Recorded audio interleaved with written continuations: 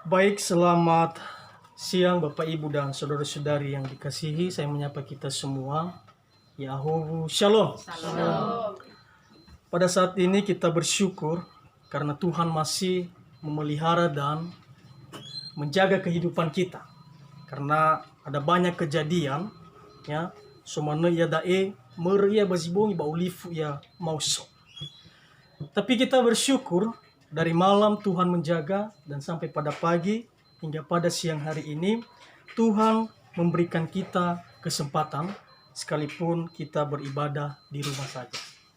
Bapak Ibu dan saudara-saudari yang dikasihi Tuhan, pada perikop yang sudah kita dengarkan tadi, yang sudah saya baca, berbicara tentang bagaimana Yesus menampakkan diri setelah ia bangkit.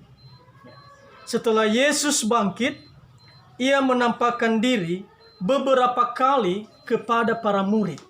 Ya, bahkan peristiwa ini dicatat dalam ayat yang ke-14, dikatakan di sana, itulah ketiga kalinya Yesus menampakkan diri kepada murid-muridnya sesudah ia bangkit dari antara orang mati.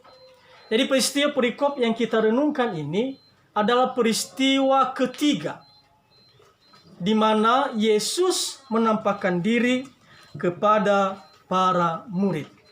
Bapak, Ibu, dan saudara-saudari yang terkasih, namun sekalipun Yesus menampakkan diri beberapa kali, Yesus hadir di tengah-tengah mereka, Yesus menampakkan pribadinya kepada para murid pada saat itu, tetapi seperti tidak ada hasil dalam hidup mereka. Sehingga kalau kita melihat nanti lebih jauh dalam firman Tuhan ini, ya, para murid tidak mengindahkan apa yang menjadi visi misi Yesus, yaitu menjadikan mereka sebagai penjala manusia.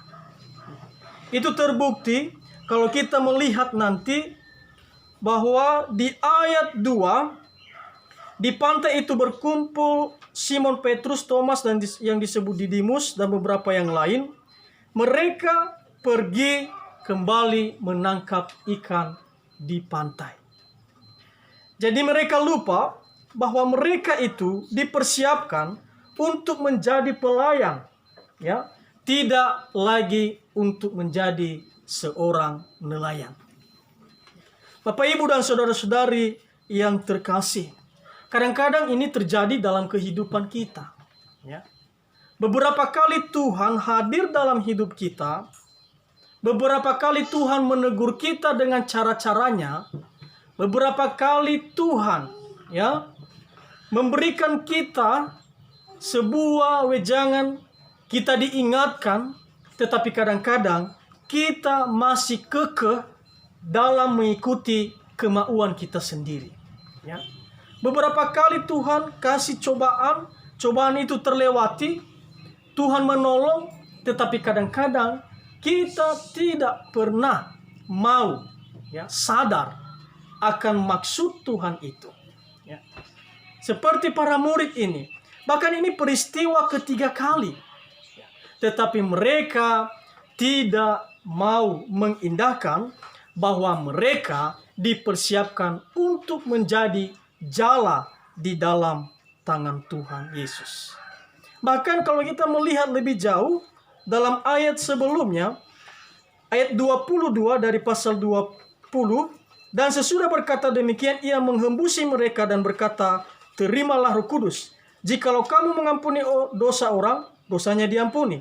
Dan jikalau kamu menyatakan dosa orang tetap ada, dosanya tetap ada.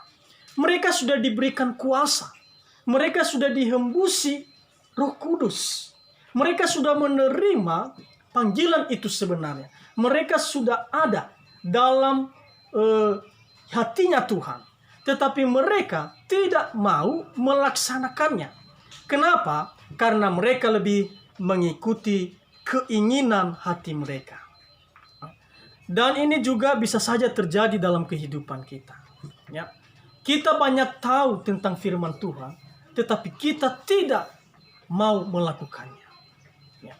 Kadang-kadang kita menghafal bahkan firman Tuhan, ya, teguran-teguran yang disampaikan dalam Alkitab, atau kita mendengar khotbah baik melalui TV, radio, ataupun secara langsung, tetapi kita tidak mau melakukannya. Kenapa? Karena kita mau dengan keinginan kita sendiri. Bapak, Ibu, dan saudara-saudari yang terkasih, kalau kita melihat peristiwa ini, mereka sedang ada di dekat pantai. Ya, berarti ada satu kebebasan. Tidak ada tekanan. Mereka boleh keluar berjalan dengan santainya. Berbeda ketika di ayat sebelumnya. Ketika hari sudah malam pada hari pertama minggu itu, berkumpullah murid-murid di satu tempat dengan pintu-pintu yang terkunci karena mereka takut kepada orang Yahudi. Ya, mereka menjadi, kalau bahasa sekarang, situasi sekarang, ya, menjadi orang-orang ODP, orang dalam pengawasan. Ya, gerak-gerik mereka pada saat itu ketika Yesus bangkit, ya, mereka diintip, mereka diperhatikan oleh orang-orang Yahudi. Setiap gerak-gerik mereka, ya, dalam pikiran orang Yahudi pada saat itu bisa menjadi ancaman. Sehingga mereka mengunci diri di satu rumah, ya, dan mengisolasi diri di satu rumah. Ketika tekanan ada satu persekutuan yang murid-murid lakukan. Ya, tentu ketika mereka bersama dalam satu ruangan, pasti mereka membicarakan bagaimana keluar dari masalah, bagaimana berharap keluar dari masalah itu. Bisa saja mereka ingat akan Yesus. Kenapa? Karena ada tekanan, ada yang mengawasi, ada yang tidak suka, ada masalah yang mereka hadapi. Sehingga mereka berkumpul dalam satu rumah dan mengunci rumah itu supaya tidak dilihat oleh orang-orang Yehuda pada saat itu. Berbeda terbalik dalam perikop yang kita baca. Mereka bebas jalan-jalan di pantai tanpa tekanan, tanpa masalah. Mereka sudah mulai merdeka. Dan ketika kebebasan itu ada, disitulah mereka kembali lagi, ya, pada apa yang mereka lakukan sebelumnya. Ya, ketika tidak ada masalah, disitulah mereka lupa bahwa mereka bukan lagi seorang nelayan, tetapi mereka adalah seorang pelayan. Ya. Mereka lupa bahwa mereka sudah menerima kuasa dan dipanggil untuk menjadi garam dan terang dunia. Terkadang ini terjadi dalam kehidupan kita, Bapak Ibu, tanpa kita sadari. Ya. Ketika kita tidak ada masalah, ketika kita tidak ada beban, ketika kita tidak ada masalah, ya, disitulah celah iblis untuk memutar pikiran kita, untuk melakukan apa yang menjadi kebiasaan lama kita. Untuk itu marilah kita berhati-hati. Ketika Tuhan memberikan kebebasan, ketika Tuhan mengizinkan hidup kita tanpa masalah, ketika Tuhan memberikan kesehatan, tidak ada sakit penyakit, ya, jangan lupakan Tuhan. Ya, jangan mau melakukan sesuai kemauan sendiri. Mudah-mudahan dalam memperingati kebangkitan Yesus ini, ya, kita juga bangkit dari segala hal-hal yang Tuhan tidak mau dalam kehidupan kita. Diteruskan di sana dalam ayat yang kedua. Ya, di sana dikatakan mereka pergi bekerja di laut, ya, mereka menangkap ikan di laut tanpa adanya persekutuan dan doa sebelumnya. Mari kita melihat di pantai itu berkumpul Simon Petrus dan ia berkata ayat 3, "Aku pergi menangkap ikan." Kata mereka kepadanya, "Kami pergi juga dengan engkau." Mereka berangkat lalu naik ke perahu.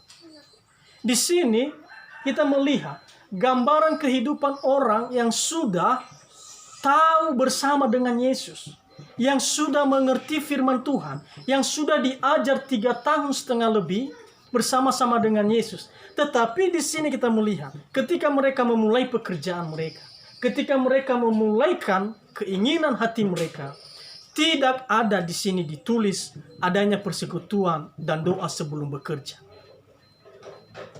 Sehingga apa yang mereka dapatkan Bapak Ibu, ya, kalau kita melihat di ayat yang ketiga bagian terakhir, memang mereka berangkat dan kembali, tetapi mereka tidak menangkap apa-apa. Kenapa? Karena mereka pergi bekerja di laut, mereka berlayar ke laut tanpa adanya persekutuan dan doa. Ini juga bisa terjadi dalam kehidupan kita. Ada banyak keluarga Kristen, ada banyak pemuda Kristen, ya, mereka melakukan rutinitas mereka tiap hari tanpa diawali dengan persekutuan dan doa di hadapan Tuhan. Ya. Sehingga kadang mereka tidak mendapat apa-apa. Kenapa? Karena mereka tidak memulai sesuatu itu dengan persekutuan dan doa di hadapan Tuhan. Karena inilah yang menjadi Tuhan menutup berkat-Nya. Kenapa? Karena para murid pada saat itu sudah terlatih dalam berdoa. Sudah diajarkan berdoa Bapa kami bahkan. Dan doa-doa yang lain. Tetapi kenapa mereka tidak mempraktikkan? Demikian juga dalam kehidupan kita. Kita sudah bisa berdoa. Tetapi kenapa kita malas untuk berdoa? Inilah yang Tuhan tidak mau. Ya. Kadang-kadang dalam kehidupan kita ini, kita hanya bekerja dan kita hanya mendapat kelelahan tanpa hasil yang memadai. Bapak, Ibu, dan saudara-saudari yang terkasih, ya, bahkan mereka pulang dari laut tanpa membawa sesuatu ke rumah. Seandainya nanti Tuhan tidak hadir. Ya. Mereka pergi dan mereka pulang tanpa membawa apa-apa. Demikian juga kadang-kadang dalam kehidupan kita. Ya, memang kita ada penghasilan 1 bulan. Tetapi kadang-kadang habis bulan, habis gaji, tidak ada juga yang dibawa ke rumah. Kenapa? Karena dalam melaksanakan pekerjaan, dalam membuat sesuatu pekerjaan, tidak disertai, tidak didasari dengan persekutuan dan doa di hadapan Tuhan. Ya, habis bulan, habis gaji, tidak ada yang dibawa ke rumah. Kenapa? Kenapa berkat Tuhan bisa kering? Pada ada pekerjaan, ada alat, bahkan ada wadah untuk bekerja. Kenapa berkat Tuhan kering? Karena tidak didasari dari persekutuan dan doa sebelum melakukannya. Untuk itu Bapak, Ibu, dan saudara-saudari yang terkasih, para murid ini menjadi gambaran kehidupan kita. Ya, gambaran kehidupan kita. Mereka sudah profesional di bidang, ya, menangkap ikan. Tetapi itu tidak menjamin mereka mendapat berkat Tuhan jika tidak didasari dari persekutuan dan doa sebelumnya di hadapan Tuhan. Kiranya melalui firman ini menggugah hati kita. Bapak, Ibu, dan saudara-saudari yang terkasih. Tetapi ketika Yesus hadir, ketika Yesus berdiri di dekat mereka, maka situasi itu diubah oleh Yesus. Ya. Inilah satu kerinduan kita. Ya. Hanya Yesus yang mampu memulihkan keadaan kita. Hanya Yesus yang mampu memulihkan keadaan keuangan kita. Hanya Yesus yang mampu memulihkan hati kita. Hanya Yesus jawaban dalam masalah kita.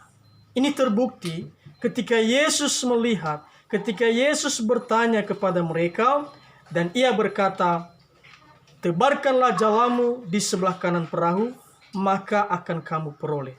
Lalu mereka menerbangkannya dan mereka tidak dapat menariknya lagi karena banyaknya ikan. 1 malam tidak dapat apa-apa.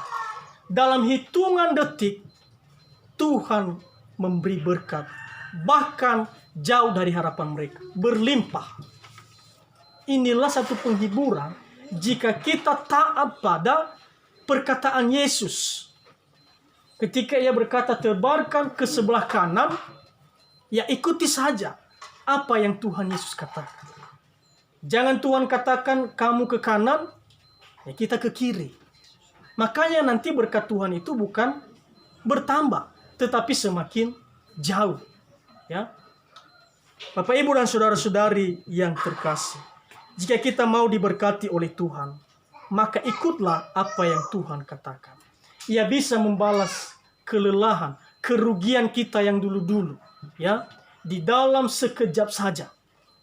Jika kita mau mengikuti firman-Nya, jika kita mau melaksanakan firman-Nya, jika kita tidak ragu, tidak malu untuk melaksanakan firman Tuhan, pasti, ya, Tuhan pasti mengganti berlipat ganda dalam kehidupan kita. Ini terbukti mereka bahkan tidak bisa menarik jalan mereka karena terlalu banyak ikan yang ada di dalam kehidupan yang mereka dapatkan. Ini satu berkat bagi anak-anak Tuhan. Ya, jikalau mau diberkati secara berlimpah oleh Tuhan, maka ikutlah apa yang dikatakan oleh Yesus dalam firman-Nya yang hidup. Bapak, Ibu, dan saudara-saudari yang terkasih, kadang-kadang dalam kehidupan kita, ketika ada orang yang memberi kepada kita sejumlah uang, misalnya 1-2 juta secara gratis, kita pasti ingat orang itu seumur hidup kita. Benar? Pasti benar. Ketika ada seseorang memberi kita secara cuma-cuma 5 juta secara tiba-tiba, pasti orang yang memberi itu tidak akan kita lupakan seumur hidup kita. Tetapi Yesus yang sudah memberi segala-galanya, kenapa kita sering lupa?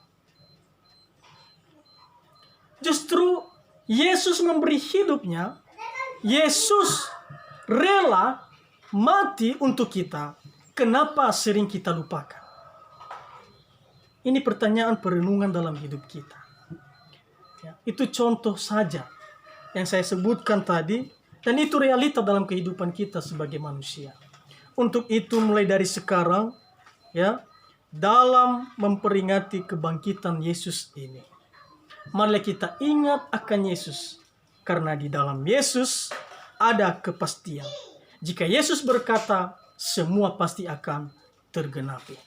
Itulah janji bagi kehidupan kita orang-orang percaya. Demikian saja firman Tuhan ini, kiranya boleh menggugah hati kita, dan kiranya Roh Kudus yang menambahkan dalam kehidupan kita hari lepas hari. Mari kita berdoa.